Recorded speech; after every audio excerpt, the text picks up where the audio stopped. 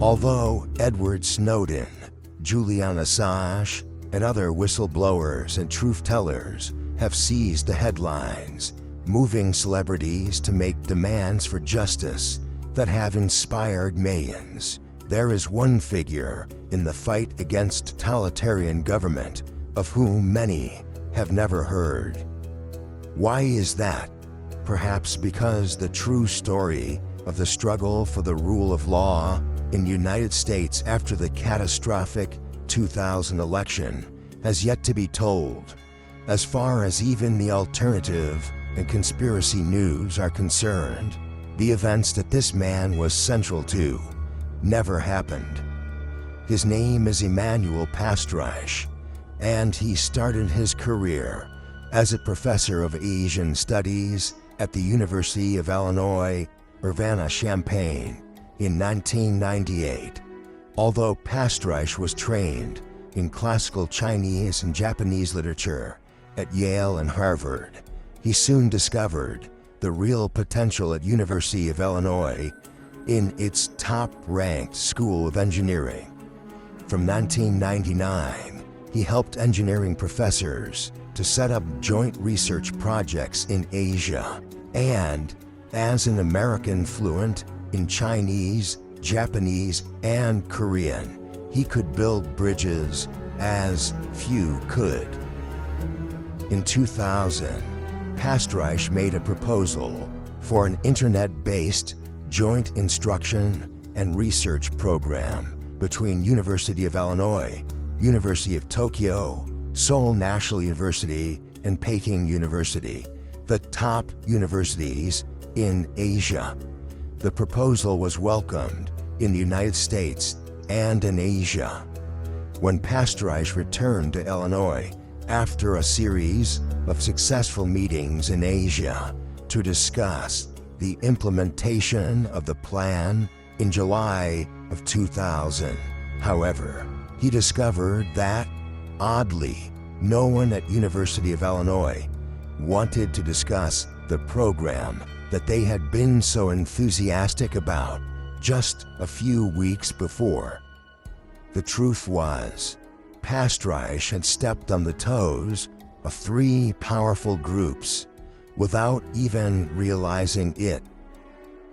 His ideas about an America that perceived Asia as the future, and his advocacy of close collaboration with Asian universities, was deeply threatening to military contractors making a fortune off the threat of North Korea and China. They would stop at nothing to make sure that no American advocated for an alternative to their war preparations. There were also those who saw America as a Christian and white nation, and who wanted to make sure that Asian studies remained marginal, and that although some cooperation with Asia was necessary, it could never be equal to that with Britain, France, Israel, and other Western nations. Finally, there were the financial interests who would become the PayPal mafia, and later the Google, Facebook, Microsoft, and Amazon monopolies. They saw the internet revolution as an opportunity to generate massive profits for multinational corporations by controlling all information through for-profit search engines, for-profit cloud servers, for-profit online learning, and for-profit social networks. These forces could not permit a model for the use of the internet that was not run for profit, that was administered by teachers and citizens, and that was participatory at the most fundamental level. These powers started monitoring Pastrich long before his trip to Asia in July of 2000.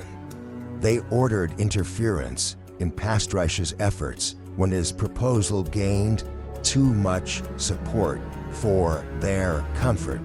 A full-fledged SAP Special Access Program run by the CIA and Air Force was launched in June 2000. The operatives running the Special Access Program gave classified directives to Pastreich's colleagues, starting with his department head and his dean, that ordered them to be hostile to Pastreich's ideas. When Pastreich returned from a successful trip to Seoul, Beijing, and Tokyo to discover that no one wanted to talk to him or even to meet with him, he was startled. The next step in the campaign against him was to circulate rumors that Pastreich was suffering from mental illness and that his ideas about online learning were delusional, that there had never been any agreement with Asian universities, and that he had alienated his colleagues by his irrational actions. The situation went from confusing to menacing in December of 2000. The Bush administration seized control of the government, and it declared that it had won the election, which it had obviously lost, using the Supreme Court as a sock puppet.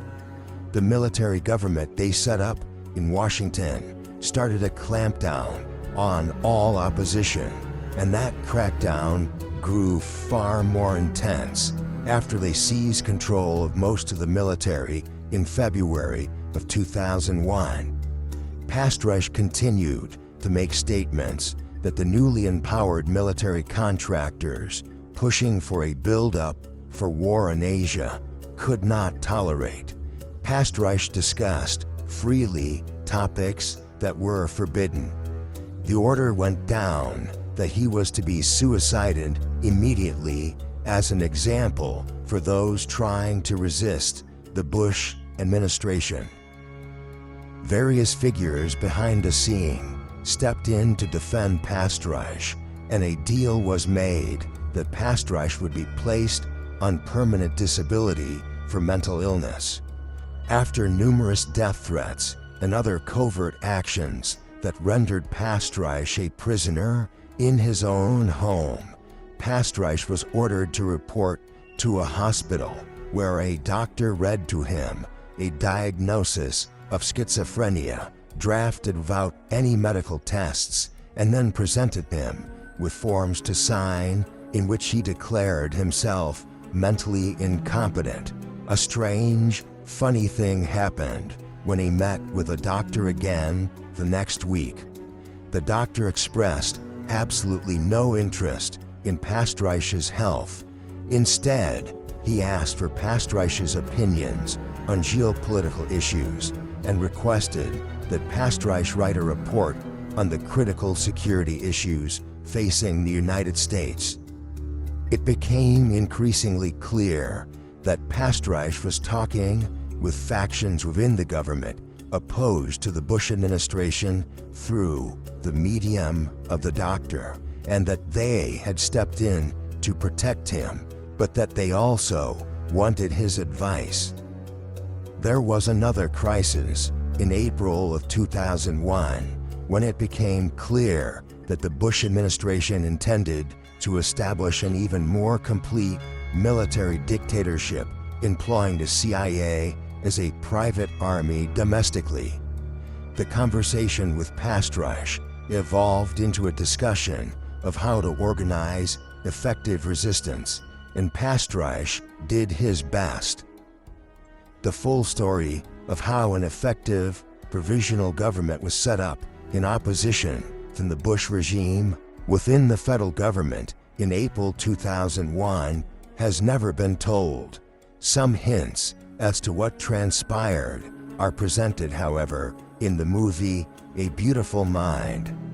That hidden conflict, starting with intelligence and the military, but extending much further, produced substantial organized resistance to the Bush administration. The increasing effectiveness of that resistance drove the Bush administration into the arms of extreme factions within Mossad, and they worked together to orchestrate the 9/11 incident, ram through the Patriot Act, and take steps to permanently suppress organized opposition. In place of the federal government, they set up an invisible empire run for the Bush administration by multinational IT corporations like Google, Facebook, Amazon, and Oracle, creating a shadow empire run by the bankers and IT billionaires.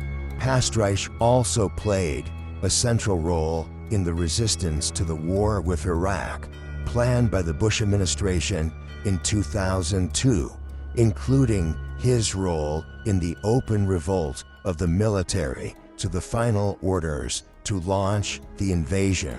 That resistance reached its peak in the dramatic week before the bombings, during which the army refused to follow the orders of the Secretary of Defense to invade, and factions and intelligence released materials discrediting the entire drive for war. That story as well has never been treated by the alternative media. In the summer of 2002, Pastrich was permitted to have an affiliation with the Arms Control Disarmament and International Security Program at University of Illinois, but still prohibited from interacting with his own department. Finally, in the spring of 2004, he was allowed to teach again. But when the 2004 election ended in a debacle and pro-Bush intelligence operatives stepped in to shut down an election that John Kerry had clearly won, Pastrich's defenders in government were swept out. Pastrich was denied tenure for obscure reasons, and although he applied for hundreds of jobs, he did not even get a response to his applications. There was one position, and only one, for which he received a favorable response, a position as an analyst at the CIA. The CIA was the only institution in the United States with factions capable of saying no to Bush. Unemployed and broke, Pastrich decided to move his family to Washington, D.C. in December and try to find work there. Perhaps he thought that CIA offer would work out after all. Ultimately, however, the CIA rejected him, and, facing long-term unemployment, Pastrich sent his wife and children to live with his in-laws in Korea, and he stayed on in a tiny room lent to him by a friend while he desperately sought work. Out of the blue, Pastrich was invited to speak at a seminar on Korean diplomacy at the Senate building in February 2005. A Korean foreign correspondent befriended him and introduced him to the newly appointed Korean ambassador Hong Seok-hyun, who, in turn, negotiated with the Bush administration to give Pastrich a job at the Korean embassy. Extraterritoriality meant that working at the Korean embassy did not count as working in America, although Pastrich did not have to actually live in the embassy. Pastrich spent 2 years working at that low-paying job at the embassy, helping diplomats prepare for meetings, writing for the embassy website, and organizing cultural events like Kimchi Day. He accepted a job at a small Korean university, Wooseong University, in February 2007, recognizing that there were no prospects for employment in the United States. Ultimately, he would spend 15 years in Korea. Pastrich had to reinvent himself as an American concerned about Korea, eventually serving as an advisor to the governor of Cheongnam, future prime minister, to a science park, and later to the Korean president, Park Geun-hye. He wrote for Korean newspapers and published 7 books in Korean over a decade. He managed to move to a more prominent university, Kyunghee, granted that his income was limited and his activities outside of Korea were restricted.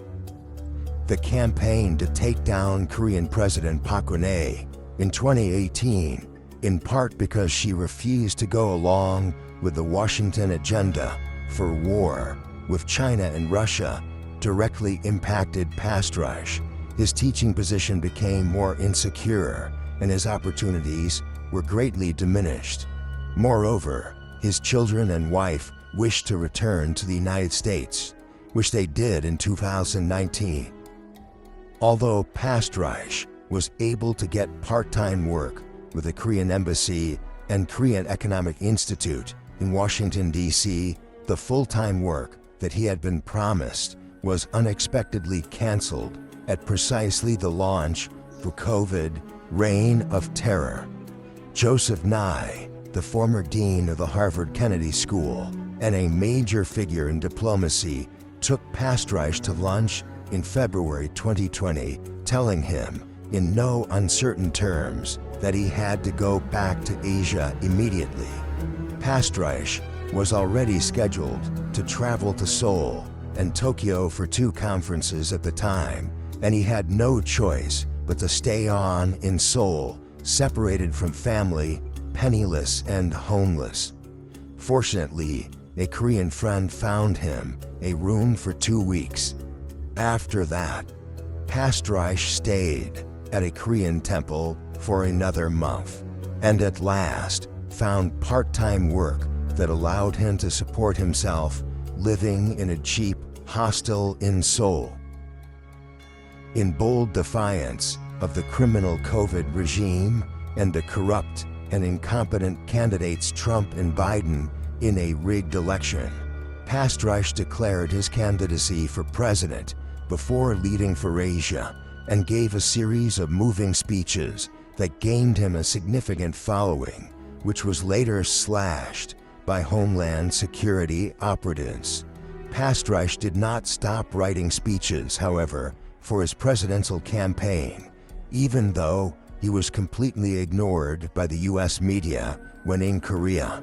Eventually, his writings were picked up by alternative media, sources like Global Research, and reached a broad audience in the United States. Pastrush found himself unemployed again in 2021 when the COVID operation reached a new intensity in Korea, and he decided to move to the small seaport of Yeosu, which was less oppressive, on the southern coast. When the COVID regime eased up in 2022, Pastrush relocated to Japan, where he found new support.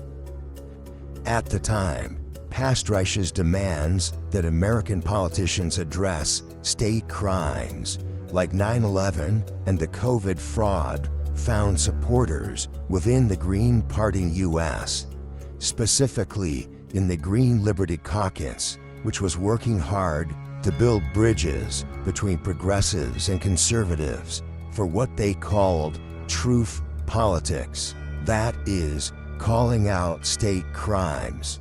The Green Liberty Caucus asked Pastrush to run for president in the Green Party, and he readily agreed. Pastrush launched his campaign with a series of powerful speeches on September 11th, 2023, from Tokyo, but sadly, the Green Party was infiltrated with Homeland Security operatives who were determined to block him out of the media and to limit his actions in the Green Party. Even though Pastrush and Cornel West were the only 2 candidates running for president in the Green Party in 2023, the Green Party pretended as if Pastrush did not exist. Pastrush called off that campaign after 1 month of constant frustrations, blocked from addressing the members of the Green Party, and attacked for pushing vaccine conspiracies. Cornel West, the other candidate, also quit just a few days later. Pastrush continued to deliver speeches as an independent candidate until November. We go forward bravely and with optimism, not to make America great again, but rather to make America great for the first time. Or, as Langston Hughes put it in his poem, out of the rack and ruin of our gangster death, the rape and rot of graft and stealth and lies, we the people must redeem the land, the mines, the plants, the rivers, the mountains, and the endless plain, all the stretch of these great green states, and make America again. I may be elected president. I may end my days in extreme poverty, which is nothing to be ashamed of. I may end up locked up in a prison or a mental hospital on trumped-up charges, or maybe I will be found floating in some river. That part of our struggle is totally unimportant for you. What I promise you is that Warren Buffett, Bill Gates, Elon Musk, Jeff Bezos, the families of Windsor, Saab, Walton, Koch, Rockefeller, and DuPont, and the rest of that crew of techno-tyrants and bio-fascists in Washington and in Berlin, in Tokyo and in Moscow, in London and Beijing are going down. They will be punished and their true crimes made known to the world. We do not care how many politicians they own, how many billions of dollars they claim to possess, or how many celebrities and authorities they keep as pets. We must struggle with the old enemies of peace: business and financial monopoly, speculation, reckless banking, class antagonism, sectionalism, and war profiteering. They consider government of the United States as a mere appendage of their own affairs. We know now that government by organized money is just as dangerous as government by organized mob. Never before in our history have these forces been so united against one candidate as they stand now. They are unanimous in their hate for me, and I welcome their hatred. He established the Center for Truth Politics at Green Liberty after that failed election to serve as his primary political platform. Pastrich continues his battle for accountable governance from his new location in Tokyo, rallying Americans in the face of the spreading darkness, a systemic collapse, and fascistic politics, and reaching out to the international community. His writings have been translated into some 40 languages.